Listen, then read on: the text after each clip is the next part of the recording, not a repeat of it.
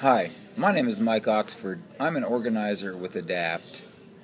I'm here today to share a very serious issue with whoever's watching.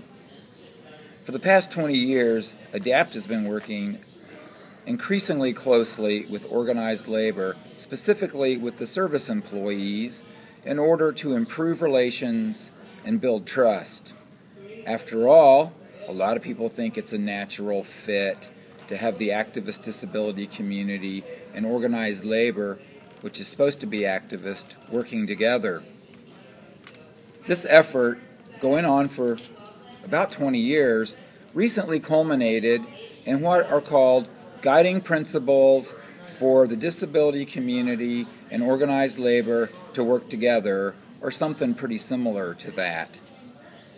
We worked on these principles for almost 3 years and covered a lot of ground, and we were pretty happy with them for the most part, and ADAPT was pretty happy, even though, to be honest, we did have several members that were against working with organized labor, saying it wasn't trustworthy, it was a bad idea, and that we'd get burned. But we felt like after all this effort, it was worth a chance. Bob Kafka and I both signed on to these principles, as well as the president of the Service Employees Union and other high-ups in that union. One of the key principles in these guiding principles was that one side would not get ahead at the expense of the other. For example, that people with disabilities wouldn't try to address waiting lists by decreasing wages for workers, or that the disability community wouldn't try to get money for services by reducing wages or benefits. Likewise, the example is that labor wouldn't try to improve wages or benefits by making waiting lists worse or by reducing or capping services and so on. That was the principle, that we were going to work together to seek new money, and that only after seeking new money would we get ahead together.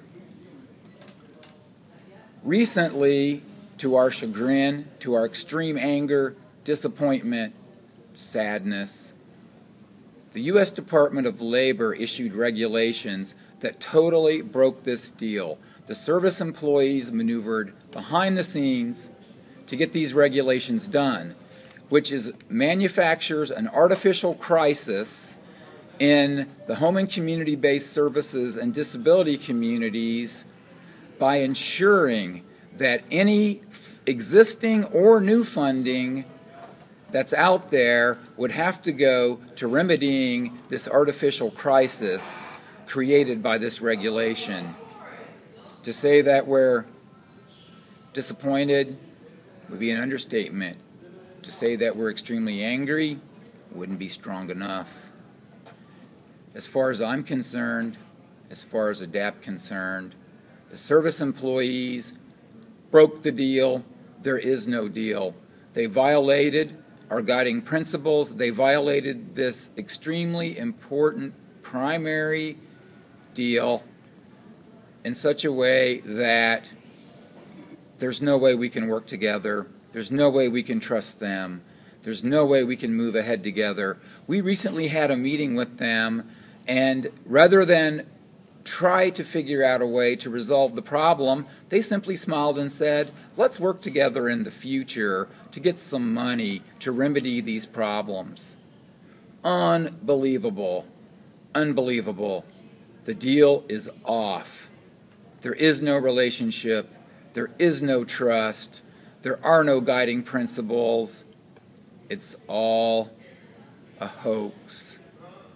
We were simply suckered once again by the powerful unions who went behind our backs and screwed us. Don't trust labor. Don't work with them. Listen to ADAPT. Those of you with disabilities who they are approaching right now for help, beware, beware. Their knives are sharp and they're coming up behind you. just work with ADAPT. We'll fix our own problems like we always have by ourselves. We don't need labor. We don't trust them. Let's just work together with ourselves.